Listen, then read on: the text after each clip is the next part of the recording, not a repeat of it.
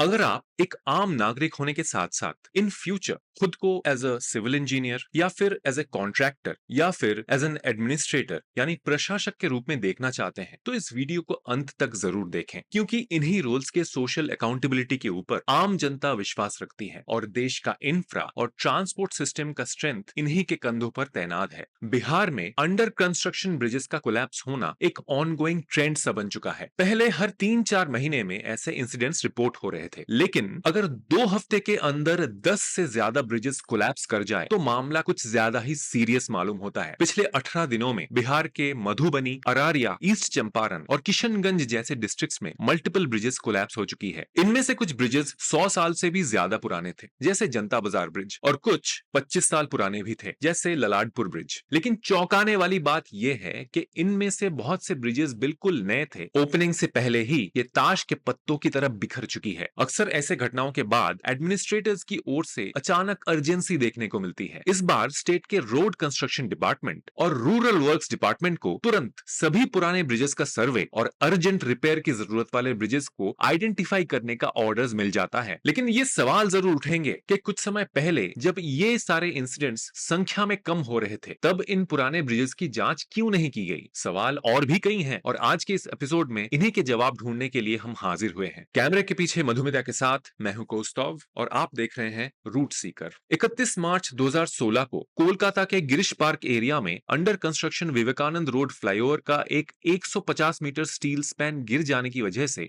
27 लोगों ने जान गंवाए थे। 30 अक्टूबर 2022 को गुजरात के मोरबी शहर में मच्छू नदी के ऊपर एक पेडेस्टेरियन सस्पेंशन ब्रिज गिर गई थी, जिसमें कम से कम 141 लोगों की जानें गई थी। 23 अगस्त 2023 को नॉर्थ ईस्टर्न स्टेट मिजोरम के कैपिटल आइजोल से 20 किलोमीटर दूर साइरंग क्षेत्र में एक अंडर कंस्ट्रक्शन रेलवे ब्रिज के गिरने की वजह से 26 मजदूरों की मृत्यु हुई थी। और इस साल का पहला मेजर ब्रिज कोलैप्स 24 मार्च को हुआ था, जब कोसी नदी के ऊपर 10 किलोमीटर लॉन्ग ब्रिज यानी देश का सबसे लंबा अंडर कंस्ट्रक्शन ब्रिज गिर गई। 1700 करोड़ रुपए का यह ब्रिज सेंट्रल गवर्नमेंट के भारतमाला प्रोजेक्ट का हिस्सा था। इन सभी इंसिडेंट्स का जिक्र मैं एक साथ इसीलिए कर रहा हूं क्योंकि इन सभी के साथ एक अहम चीज कनेक्टेड है और वो है अकाउंटेबिलिटी उर्फ जिम्मेदारी। किसकी, उस पर चर्चा करेंगे। बिहार में जो रिसेंट कोलैप्सेस हुए हैं उनके बारे में राज्य सरकार का कहना यह है कि पूरे स्टेट में किए गए डीसिल्टेशन ड्राइव्स और भारी बारिश के कारण ये सीरीज ऑफ ब्रिज कोलैप्स हो रहे हैं। डीसिल्टिंग का मतलब है नदी में जमा हुआ सेडिमेंट को हटाना ताकि नदी को चौड़ा और गहरा किए बिना उसके नेचुरल फ्लो को बहाल किया जा सके। तो सवाल यह आता है कि नदी के ऊपर से जाने वाले ब्रिज नदी के बहाव को अगर झेल ना सके तो वो काहे का ब्रिज है। इसका उत्तर बिहार के वाटर रिसोर्स डिपार्टमेंट के एडिशनल चीफ सेक्रेटरी के बयान से ही स्पष्ट हो जाती है। टाइम्स ऑफ इंडिया में छपे उनके बयान के मुताबिक ये स्ट्रक्चर्स शायद जरूरी स्टैंडर्ड्स के मुताबिक नहीं बनाए गए थे, इनके फाउंडेशंस इनफ गहरी नहीं थी और फ्लड्स के टाइम पे ये हेविली डैमेज होने के चांसेस थे। बात सुप्रीम कोर्ट तक जा पहुंची है। एक पब्लिक इंटरेस्ट लिटिगेशन फाइल किया गया है जिसमें बिहार सरकार से यह रिक्वेस्ट किया गया है कि सभी एग्जिस्टिंग और अंडर कंस्ट्रक्शन ब्रिजेस का कॉम्प्रिहेंसिव स्ट्रक्चरल ऑडिट की जाए। पिटिशनर के एडवोकेट ने कोर्ट से यह कहा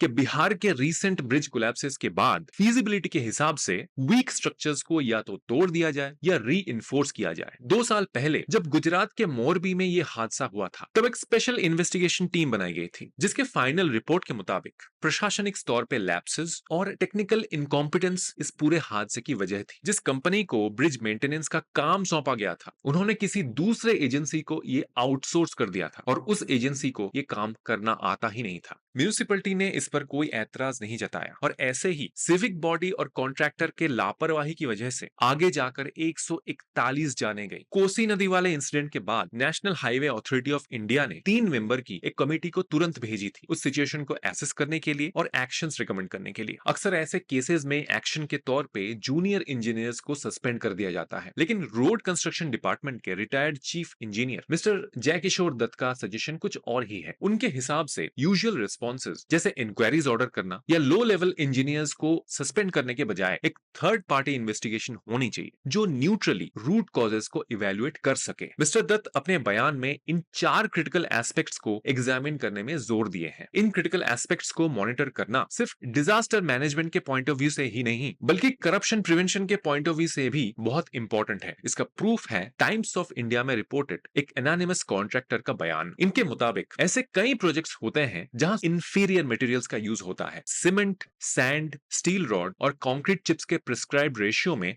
वायलेशंस होते हैं। इससे मटेरियल क्वालिटी और मेजरमेंट्स कॉम्प्रोमाइज हो जाती है और प्रॉफिट्स मैक्सिमाइज हो जाती है। कुछ केसेस में एलिजिबली ग्राउंड लेवल पर भी कमीशंस डिस्ट्रीब्यूट होते हैं। अब अगर ऐसे प्रैक्टिसेस कॉमन है तो ब्रिज का गिरना तो तय है। इसी के साथ ये भी क्लियर हो जाती है कि भारत में ब्रिजेस के लाइफ टाइम ग्लोबल एवरेज से कम क्यों है। 2020 में published international journal structure and infrastructure engineering के मुताबिक भारत में स्थित ब्रिजेस की एवरेज लाइफ स्पैन है 35 साल, जहां ग्लोबल एवरेज है 50 साल। 1977 से 2017 तक यानी 40 सालों में भारत में कुल 2130 ब्रिजेस कोलैप्स कर चुकी हैं और इस लिस्ट में कलवर्ट्स और पेडेस्ट्रियन ब्रिजेस इंक्लूडेड भी नहीं है। ऐसा नहीं है कि ब्रिजेस के कंस्ट्रक्शन और मेंटेनेंस में कोई भी सुधार लाने की कोशिश ही नहीं हुई। कुछ साल पहले ministry of road transport and highways ने हॉलिस्टिक अप्रोच के साथ इंडियन ब्रिज मैनेजमेंट सिस्टम की स्थापना की थी। इसके सहारे 2015 से भारत में सिचुएटेड ब्रिजेस के मेंटेनेंस और अपग्रेडेशन में अच्छी खासी तरक्की देखने को मिली थी। 2012 में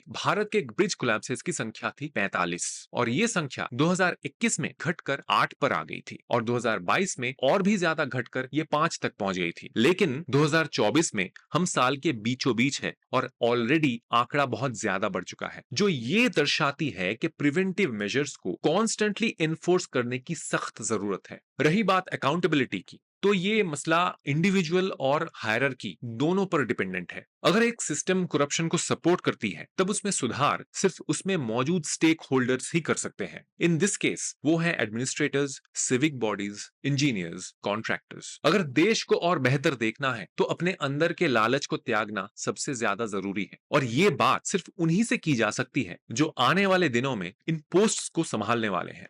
एक आम नागरिक के तौर पे उन सभी से मेरी विनती यही होगी कि अपने हर एक एक्शंस को ऑनेस्टी और जिम्मेदारी के साथ निभाएं, तभी जाकर ऐसे हादसों को लार्ज स्केल में रोका जा सकता है। इस पूरे विषय में आपकी क्या राय है, हमें नीचे कमेंट सेक्शन में जरूर बताएं। अगर पसंद आए तो इस वीडियो को लाइक और शेयर कीजिए और हमारे चैनल रूट सीकर को सब्सक्राइब या फॉलो कीजिए। मिलते हैं एक नए वीडियो में एक नए टॉपिक के साथ, तब तक कीप सीकिंग दोस्तों।